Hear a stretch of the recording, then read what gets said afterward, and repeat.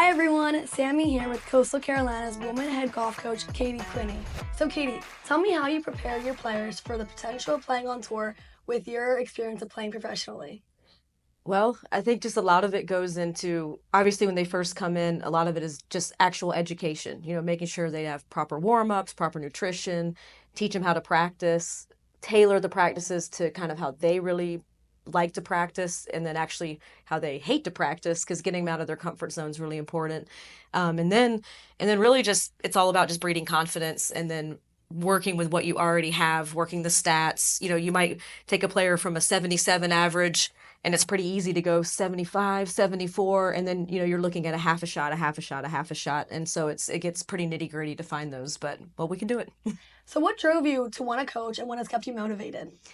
I think honestly, when I was in college, a lot of it was just being in a young kind of cocky jerk thinking that I could do it better than everybody else. So, like I was like, I loved my coach to death, but I always thought, well, I could do this, like this is how I would do this, how to, then thought I'd go play on professionally for a while, didn't play on tour as long as I wanted to, or I thought that I would, again, as the cocky kid. But then when Coach Dillman called me about 2 years after I graduated and said that she had the assistant opening, I was like, yep, all right, maybe this is the time. So Of course. So what do you look for when recruiting players to your program? obviously just the fundamentals of great golf, good athletes. I love coaching good athletes. I love coaching, young women that have good speed, no ceiling whatsoever, so that, we really don't feel like we're already capping out on talent, anything like that. And then over the years, I've learned kind of where my strengths and weaknesses are. So I know the areas of the game that I best develop and the areas that I don't like to touch anymore. So they have to they need to kind of already come in with the things in place that I don't feel as good about really like moving the needle positively and then know where my strengths are. So now over time, have you altered your coaching techniques when international players come in?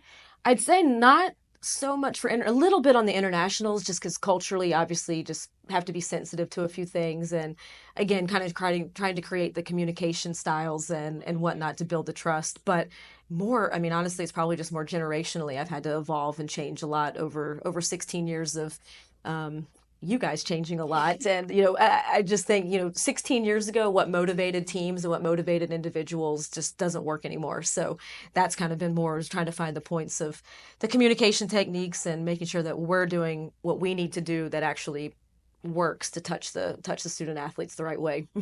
Can you describe your team's culture and how it's changed over the last 16 seasons?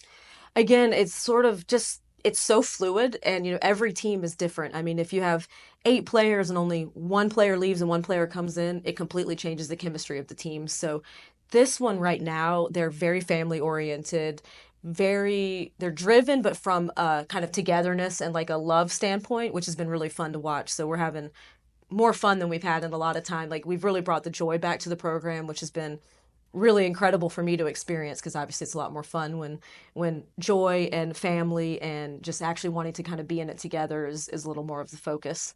So what steps can you take to ensure that the team stays competitive throughout the Sun Belt Conference?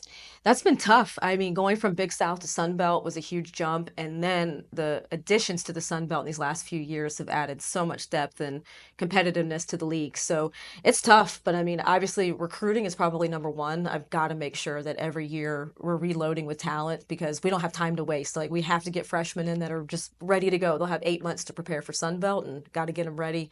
And then really just again, kind of with the techniques of motivation and how do we find the drive? How do we find the pressure points on how do I get you to be motivated to want this more than anything in the world? So I think once we come in and we get each team, and then obviously as the leaders, grow into juniors and seniors, if they can really have infectious competitiveness to where all the young kids come in and they know like we've got to win Sunbelt. Like this is it. This is marked on the calendar. No matter what happens all season, we just got to give it our go.